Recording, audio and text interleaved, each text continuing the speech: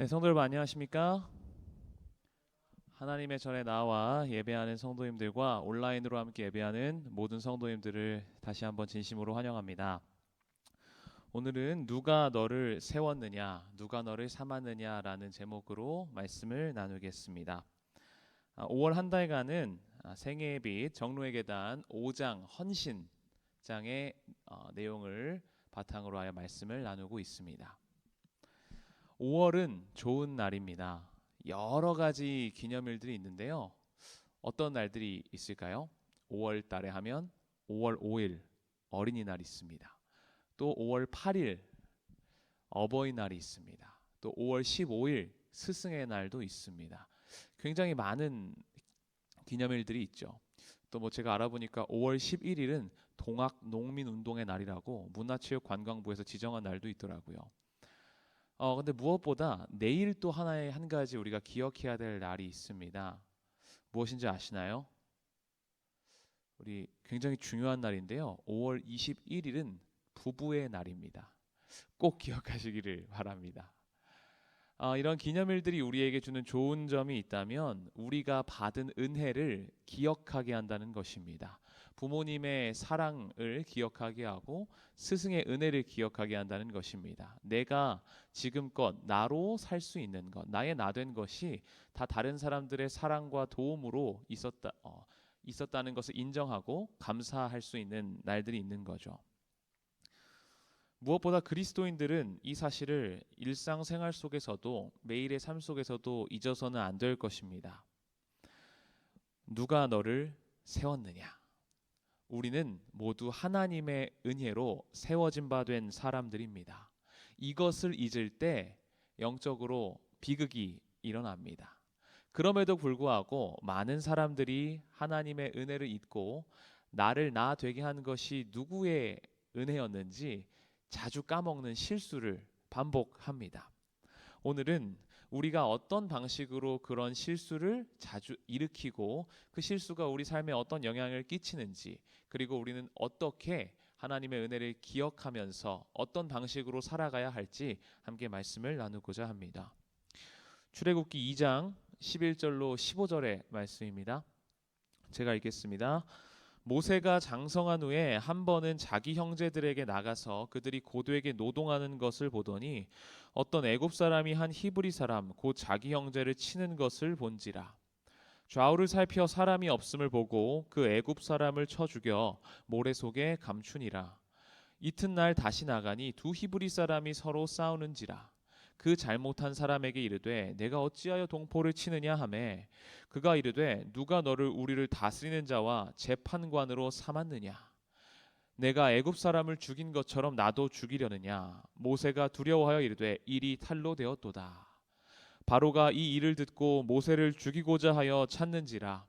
모세가 바로의 낯을 피하여 미디안 땅에 머물며 하루는 우물 곁에 앉았더라. 아멘. 모세는 애굽 사람을 쳐서 죽이는 큰 실수를 저지르고 나서 출애굽기 3장 모세가 불붙은 떨기나무에 하나님을 만나기 전까지 광야에서 약 40년을 보냅니다.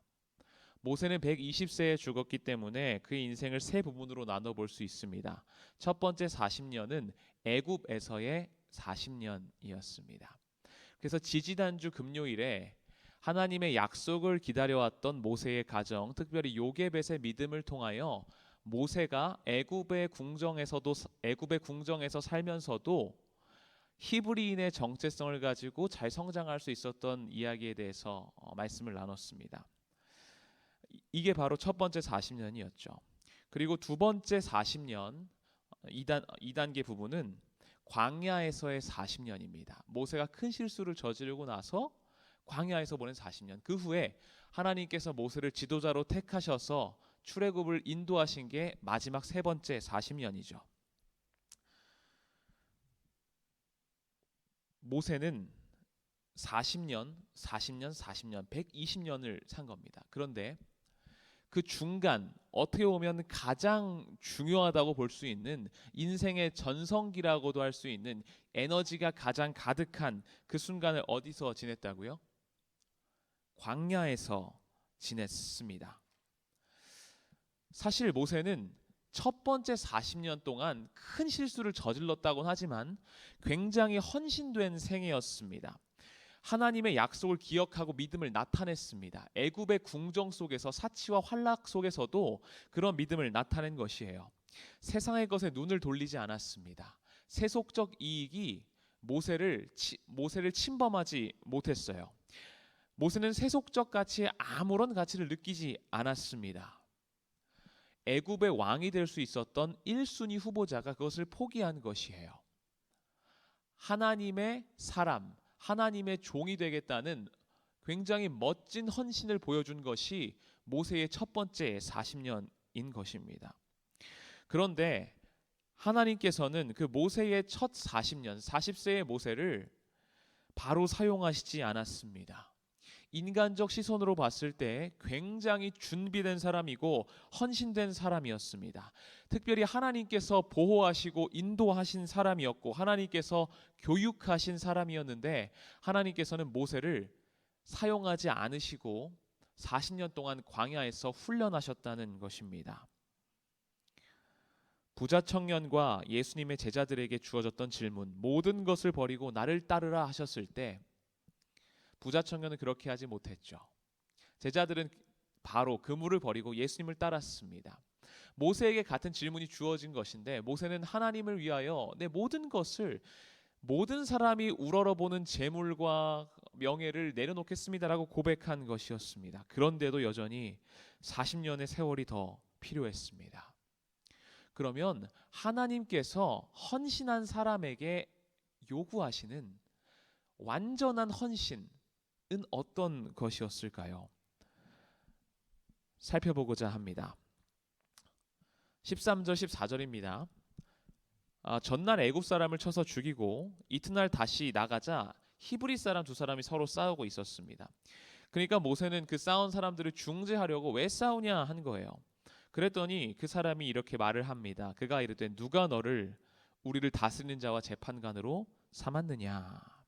너가 뭔데? 한 것입니다. 이 말씀을 우리는 많이 읽어왔습니다. 이 이야기를 굉장히 잘 알고 있습니다. 모세에게 부족했던 것은 참는 성질의 부족, 품성의 부족이었을까요?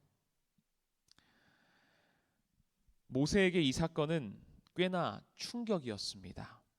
왜냐하면 큰 실수를 하긴 했지만 우리의 눈에 보이기엔 사람을 죽였다는 큰 실수처럼 보이지만 그 전의 삶이 하나님의 약속하심과 역사하심대로 살아가는 사람이 바로 모세였기 때문이었습니다. 모세는 그냥 분노한 것이 아니라 어쩌면 그 살인 행위도 모세의 생각에는 하나님의 인도하심에 따른 하나님의 계획의 일부라고 생각했습니다. 부좌 선지자 245쪽입니다. 천사들은 모세에게도 여호와께서 그의 백성의 속박을 깨뜨리시기 위하여 그를 택하셨다는 것을 가르쳐 주었다. 모세에게 직접적으로 계시가 임한 거예요. 확신할 수 있었어요. 그래서 하나님께서 나를 이 애굽에서 우리 히브리 백성들을, 이스라엘 백성들을 출애굽시키고자 나를 선택하셨구나. 구체적으로. 그는 때때로 동족의 비참한 상태를 생각하고 노역에 종사하는 동포를 방문하여 하나님께서 그들을 해방시키기 위해 역사하시리라는 보증으로 그들을 격려하였다. 그냥 그런 생각만 가진 게 아니라 실제로 40여 년의 세월 동안 그 알려준 기별을 바탕으로, 거룩한 책임을 바탕으로 이스라엘 백성들을 방문하고 사전에 많이 격려했다는 것입니다. 아주 준비된 일꾼이었어요. 애굽 왕자의 지위를 활용해서 백성들을 도운 것입니다. 이스라엘을 사랑했습니다. 나름대로의 애정을 가지고 최선을 다해서 때를 기다렸어요. 사명을 잃지 않고. 그런데 기회가 온 것입니다. 모세의 딴에는 그때가 왔다고 생각한 거예요. 너무나 심하게 자기 백성, 이스라엘 백성이 고통당하고 있는 걸 본 거예요. 모세는 생각했습니다. 내가 보여줘야겠다. 그리고 내가 보여준 것을 통해서 출애굽을 완성해야겠다, 시작해야겠다라고 생각한 것입니다. 부모 학생에게 보낼 검면 407쪽입니다. 모세는 애굽의 지혜로 받은 그의 교육은 이스라엘 백성을 노예 생활에서 해방시키기에 충분한 자격을 갖춘 것이라고 생각하였다. 빨간 부분입니다. 모세는 자기 힘으로 백성을 구원할 수 있으리라고 생각하였다. 그는 먼저 자기 백성의 잘못을 고쳐줌으로 저들의 환심을 사려는 일부터 착수하였다. 아주 계획적이었어요.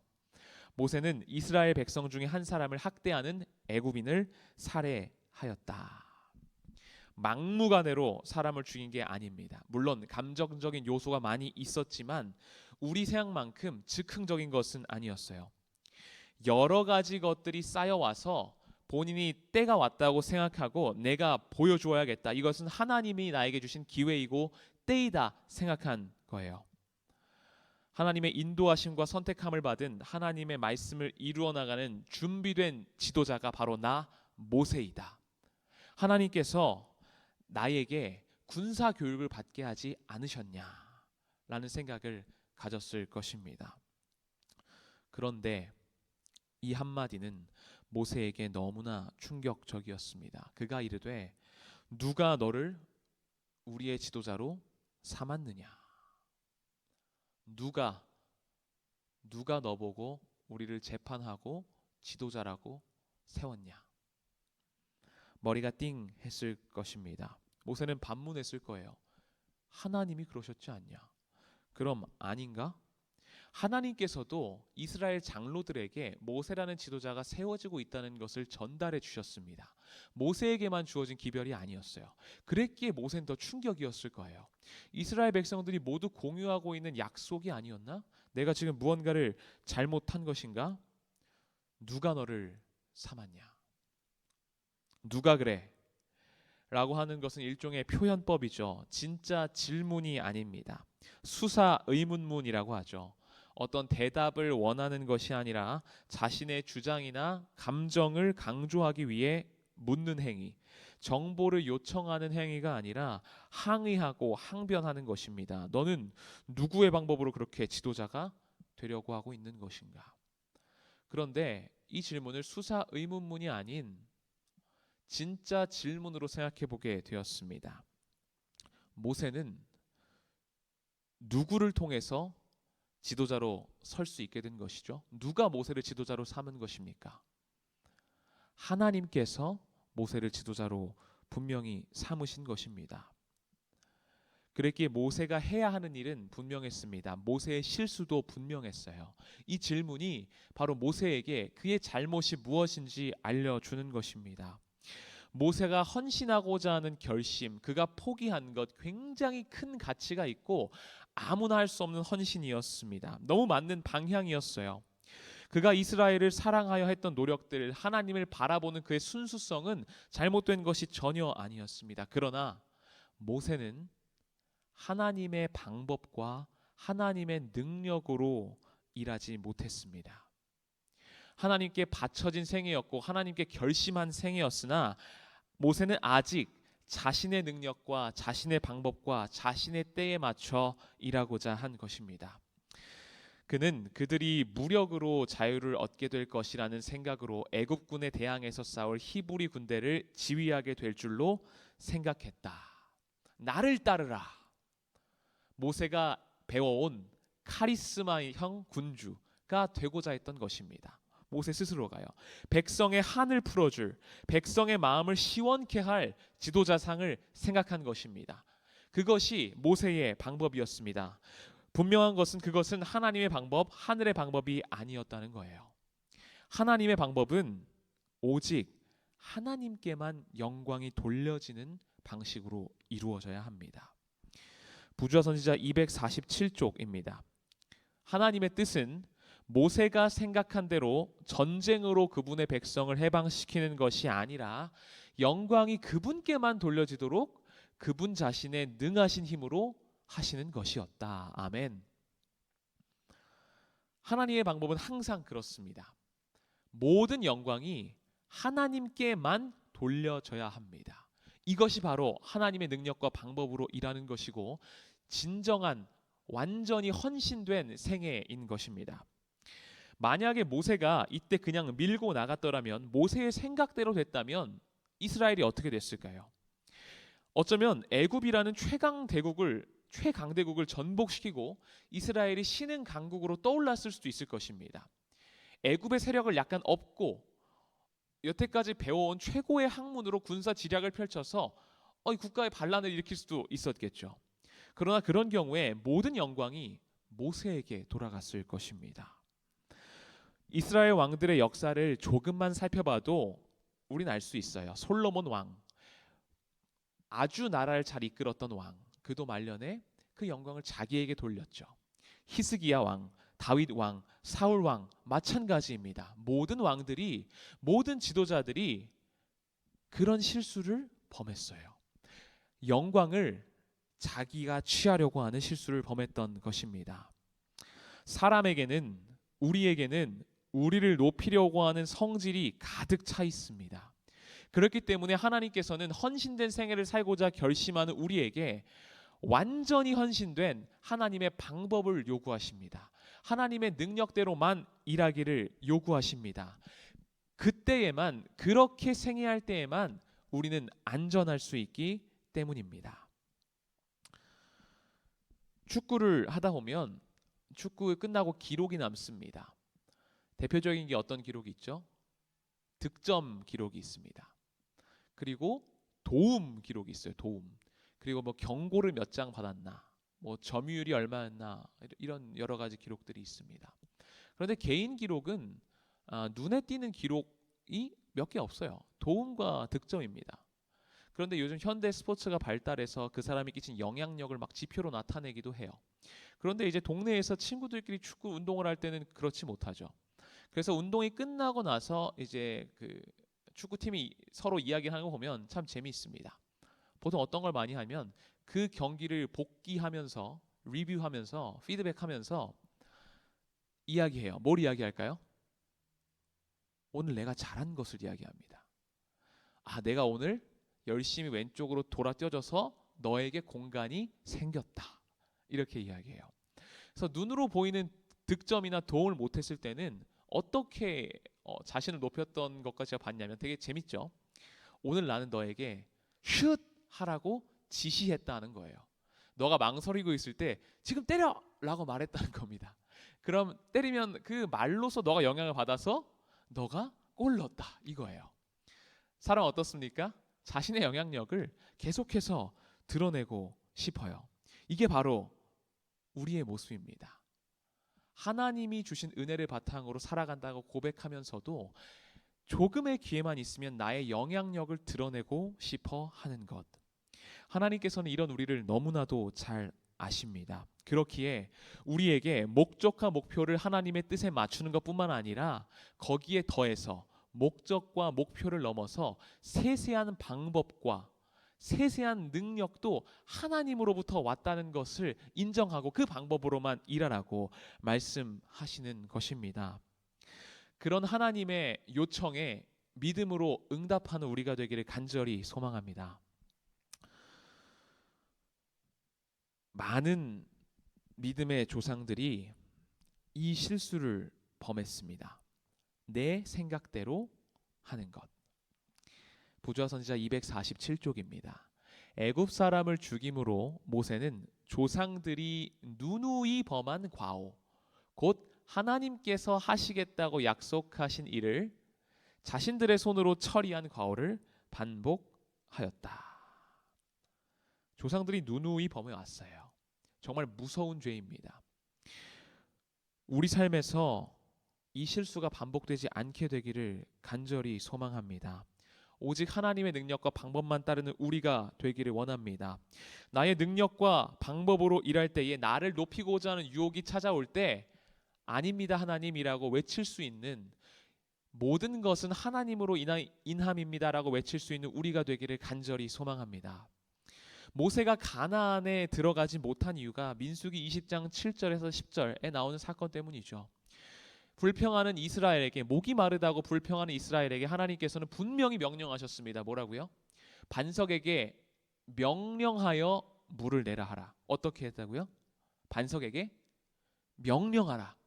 자, 그런데 모세와 아론이 어떤 실수를 했냐면, 우리가 너희를 위하여 이 반석에서 물을 내려 하고 반석을 두 번 탕탕 칩니다. 하나님의 분명한 명령은 반석에게 명령하라고 했어요. 말로 명령하라고 했어요. 그런데 모세가 썼던 말, 워딩과 행위 둘 다 모세가 그 순간에 순간적으로 자신을 높이는 실수를 하나님께 돌아가야만 하는 영광을 자신이 취했음을 보여줍니다. 우리가 너희를 위하여 이 반석에서 물을 내랴. 어떤 사람들은 가혹하다고 말합니다. 그렇게 헌신한 지도자가 그거 하나 했다고. 아닙니다. 하나님께서 받으셔야 할 영광을 가로챘어요. 모세는 하나님의 능력과 방법으로 그 순간에 일하지 않았습니다. 더군다나 높은 지위와 거룩한 책임을 지닌 모세였기에 그가 끼치는 영향력을 고려할 때에 하나님께서는 모세를 가나안에 들어가는 것을 허락하지 않으셨습니다. 어떠한 경우에서라도 내 이전의 생애가 하나님께 얼마나 헌신했건 간에, 내가 얼마나 많이 바쳤던 것 간에, 내가 얼마나 많은 것을 포기했건 간에 어떠한 순간에도 하나님의 방법으로 하나님의 능력으로 일하며 생애하는 우리가 되기를 간절히 소망합니다. DDT 살충제라고 기억하십니까? 6.25 때 막 바르고 막 그랬었던 살충제인데요. 이 DDT 살충제는 1874년 오스트리아의 화학자 오트마르 자이들러에 의해 처음 합성되었습니다. 그런데 그 이후에 몇십 년간은 사용되지 않다가 1939년에 꽤 시간이 흐른 거죠. 스위스의 화학자 파울 밀러라는 사람이 그 DDT의 살충 효과를 발견합니다. 만든 사람은 딴 사람이 만들었는데 그 만든 것의 효과를 스위스 사람 파울 밀러가 발견한 거예요. 그때 주목받기 시작합니다. 그래서 이 공로로 밀러는 1948년에 노벨 생리의학상을 수상합니다. 이 DDT 살충제로 2차 세계대전 당시 모기로 인해 전염되는 말라리아와 이를 통해 전염되는 발진 티푸스, 알티푸스 같은 이 질병을 옮기는 곤충들을 아주 효과적으로 퇴치했고, 또 전쟁 후에는 농업과 공중보건 분야에서 광범위하게 사용되었다. 인류에게 너무나 많은 이득을 가져다 줬다는 거예요. 노벨상까지 받은 것입니다. 그런데 우리가 지금 DDT를 사용하나요? 절대 사용하지 않습니다. 정말 드문 경우에 잘 통제된 상황에서만 사용합니다. 시간이 지나면서 심각한 환경 문제가 드러났기 때문입니다. 인간의 건강과 생태계에 심각한 손상을 줄 수 있다고 밝혀졌고 그제서야 규제와 금지 조치가 취해지죠. 그렇게 오래되지 않았습니다. DDT는 사용이 중단되고 나서 수십 년이 지난 현재까지도 우리의 환경에 잔류하며 생태계에 영향을 미치고 있다는 사실이 또 얼마 전에도 드러났습니다. 캐나다에 있는 한 호수에서 송어를 채취했는데 일반적인 기준의 10배 이상을 초과하는 DDT 잔류물이 아직까지도 2020년대에도 있다는 거예요. DDT는 아주 좋은 방법이었습니다. 어느 정도요? 노벨상을 받을 만큼. 그때는 그렇게 보였어요. 그러나 시간이 지나고 진상이 밝혀진 거예요. 우리에게 오히려 독이 되는 것이었다. 이 글을 읽으면서 이런 생각을 하게 됐어요. 정말 좋은 방법이었다, DDT가. 그런데 때때로 우리가 하나님을 대신해서, 하나님의 방법을 대신해서 나의 방법과 능력을 의지할 때에 벌어나는 일이 이와 같은 일이 아닐까 생각해 보게 되었습니다. 결국은 우리를 파괴합니다. 드러나지 않았을 뿐 조금씩 점차 우리의 삶을 파괴하고 있던 거예요. 영광이 나에게 돌려지게끔 효과적인 방법으로 보이고 세련된 방법으로 보이고 세상에 통할 것 같은 방법으로 보이지만 사실은 우리가 하나님의 방법과 능력을 사용하지 않을 때에 그것이 우리 삶을 파괴한다는 것입니다. 사랑하는 성도 여러분, 우리의 삶을 파괴하는 나의 방법과 나의 능력을 의지하는 것을 멈추시고, 그런 유혹이 오더라도 오직 하나님의 능력에 의지해서 나의 성에 안 차더라도 하나님의 때를 기다리며 하나님의 방법으로 일하는 우리 모두가 되기를 간절히 소망합니다.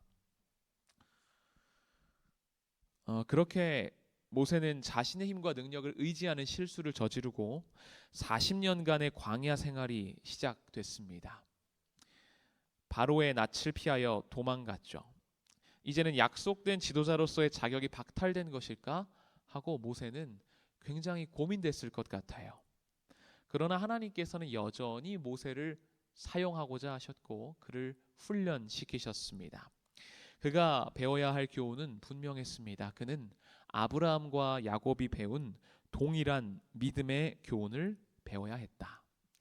조상들이 누누이 범했던 과오를 범했고 조상들이 누누이 배워왔던 훈련을 받아야 했어요. 우리가 받아야 할 훈련입니다. 이 믿음의 교훈을 이렇게 이야기합니다. 하나님의 약속의 성취를 위하여는 인간의 힘이나 지혜를 의지하지 말고 오직 하나님의 능력에 의지할 것. 모세는 이것을 배워야 했습니다. 하나님께서 40년 동안 가르치신 것은 바로 이것이에요. 자기 자신을 포기하는 것. 모든 사람에게 이것을 요구하십니다. 하나님께서 사람을 사용하실 때 아무것도 가진 것 없는 비천한 자들도 부르시고 부자들, 잘 교육된 사람들 또한 사용하셨습니다. 아브라함은 굉장한 부자였어요. 모세는 말할 것도 없었죠. 그러나 예외 없이 많건 적건 오직 하나님의 능력에 의지해야 할 것, 자기 자신을 포기해야 할 것을 가르치십니다. 좀 더 구체적으로 하나님께서 모세에게 광야에서 가르치신 것은 모세가 얼마나 작은 존재인가, 내가 배워온 것이 얼마나 아무것도 아닌가를 가르쳐 주시는 것이었습니다. 왜요? 내가 얼마나 작은 존재인지를 알아야 그제서야 내 방법을 포기하고 하나님의 능력과 하나님의 방법을 붙잡기 때문입니다. 부조화 선지자 248쪽입니다. 사면이 산으로 둘러싸인 한적한 곳에서 모세는 홀로 하나님과 함께 있었다. 애굽의 장엄한 신전과 그곳의 미신과 허위가 더 이상 그의 마음에 영향을 주지 않았다. 세속적 방법이 그에게서 떠나가야 했어요. 그래서 하나님의 창조물들에 둘러싸여서 하나님의 위대하심을 경험했다는 것입니다. 내가 배워왔던 것이 아무것도 아님을 배우는 시간이었습니다. 자연 속에서 자기 자신을 마주하게 되는 것이죠. 그리고 그의 자존심과 자부심은 완전히 일소되었습니다. 단순하고 소박한 광야 생활을 통해서 애굽의 안일과 사치의 결과들은 다 없어지고 말았다. 애굽이 그에게 주었던 조금의 영향들도 전부 다 없어진 것입니다. 그의 자존심과 자부심은 완전히 일소되었다. 나를 나로서 여겼던, 나는 애굽의 왕자 모세, 잘 교육된 하나님의 지도자다 라고 했던 인생의 자부심과 자부심이 완전히 박살난 것입니다. 하나님께서는 그것을 모세에게 원하셨습니다. 자신이 했던 실수들과 자신의 결점들을 깨닫기를 원하셨습니다.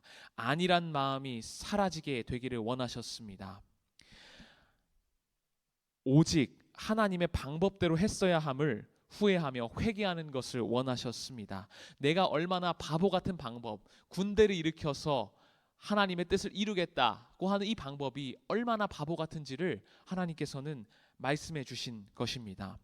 하늘의 분위기 속에 살며 광야에서 하나님의 능력과 방법을 모세는 배워갔습니다. 사실 세상의 시선으로 봤을 때 이 모세의 삶은 최정상에서 밑바닥으로 떨어진 삶입니다. 왕자에서 나그네로. 처음에는 아마 잠자리부터 힘들었을 것입니다.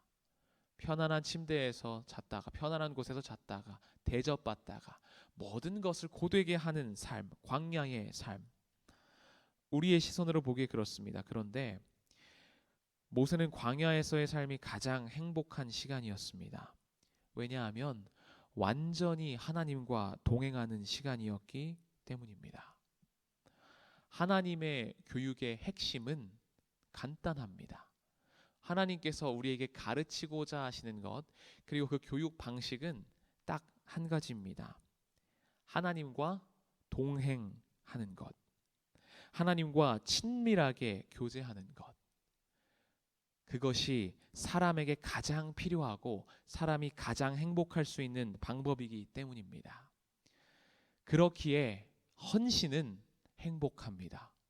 우리는 헌신하는 것을 불편하고 어려운 것으로 여기지만 정로의 계단에서 헌신은 결코 어려운 것이 아니다. 헌신은 쉬운 것이다라고 이야기합니다. 왜냐하면 헌신은 하나님과 동행하는 것, 그것이 전부이기 때문입니다. 다시 말해 헌신은 모든 것을 하나님과 함께 하라고 하는 부르심입니다. 그런데 우리는 이것을 너무나도 많이 오해합니다. 정로의 계단에 기록된 말씀입니다. 하나님께서 그분의 자녀들이 고통받는 것을 보기 좋아하신다고 생각지 말라. 온 하늘은 우리의 행복에 관심을 가지고 있다. 하늘에 계신 우리 아버지는 우리에게 진정한 기쁨을 가져다 주는 것을 하나라도 빼앗지 않으신다. 그분은 잘못된 습관과 우리를 고통스럽게 만드는 다른 것들로부터 돌아서도록 요구하신다. 아멘. 헌신장에 기록된 말씀이에요.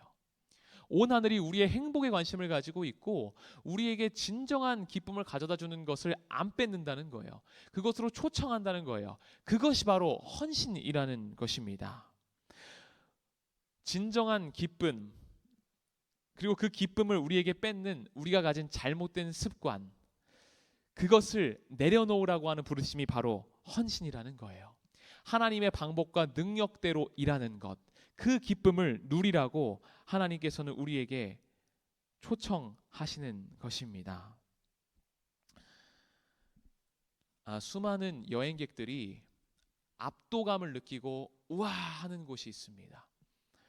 그것이 어떤 곳인가 하면 압도적인 대자연을 마주할 때 사람이 아무것도 아니구나라는 것을 느낀다고 해요.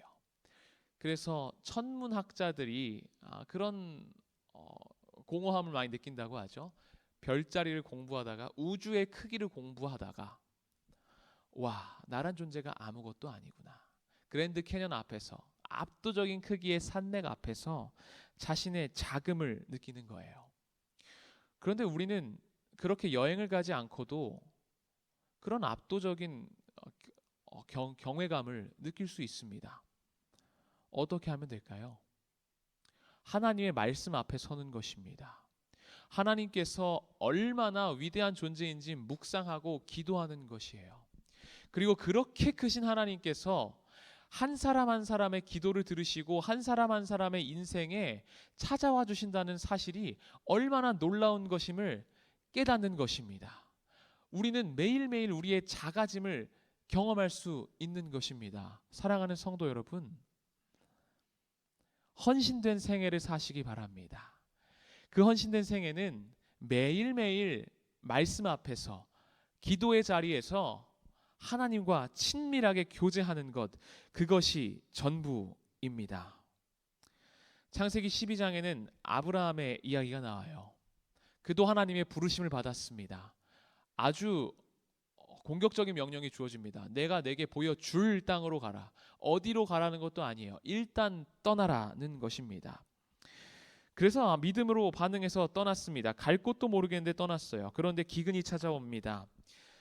큰 민족을 이룬다고 했는데 25년 동안 아들을 주시지 않습니다. 그래서 가나안에 도착해서 봤더니 가나안 족속들이, 이방 족속들이 가나안 땅을 점령하고 있었어요. 약속의 땅으로 주시겠다고 한 땅을 갔더니 이방 민족들이 점령하고 있는 거예요. 우상 숭배자만 그 땅에 가득한 겁니다. 아브라함은 그곳에서 불길한 예감이 들었다고 부조화 선지자는 기록합니다. 그러나 그런 모든 시련의 과정을 거쳐서 나의 방법들을 다 포기하고 여러 가지 방법을 아브라함이 사용했지만 다 안 됐을 때, 그리고 마지막 시험을 이겼을 때 하나님께서는 그를 거룩한 신탁의 보존자로 삼으시고 열국의 아비라고 불릴 수 있는 특권을 허락하여 주셨습니다. 고난 속에서 하나님의 능력과 방법으로 일하는 법을 배운 아브라함을 하나님께서는 높이신 것입니다. 그분은 그분께 오던 모든 사람에게 평안과 안식을 주시기를 원하신다. 그분은 오직 그들을 큰 행복으로 이끌 일만 하도록 요구하신다. 순종하지 않는 사람들은 이 기쁨을 알 수 없다. 아멘. 하나님의 칭찬을 받았던, 하나님과 동행하며 하나님의 일을 감당했던 모든 사람들이 이 과정을 거쳤습니다. 자신의 방법으로 일하려고 했다가 때때로 실패하고, 훈련의 과정을 거쳐서 살아있는 하나님을 체험하고 경험하고, 다시 하나님의 능력과 방법대로 일함으로, 순종함으로 승리를 얻었던 것, 그리고 그것이 그들을 큰 행복으로 이끌었습니다. 사랑하는 서울중학교의 성도 여러분, 하나님께서는 우리에게 오직 우리를 큰 행복으로 이끌 일만 하도록 요구하십니다. 하나님의 능력과 방법에 순종함으로 이 기쁨을 함께 누리는 우리 모두가 되기를 간절히, 정말 간절히 소망합니다. 말씀을 마칩니다.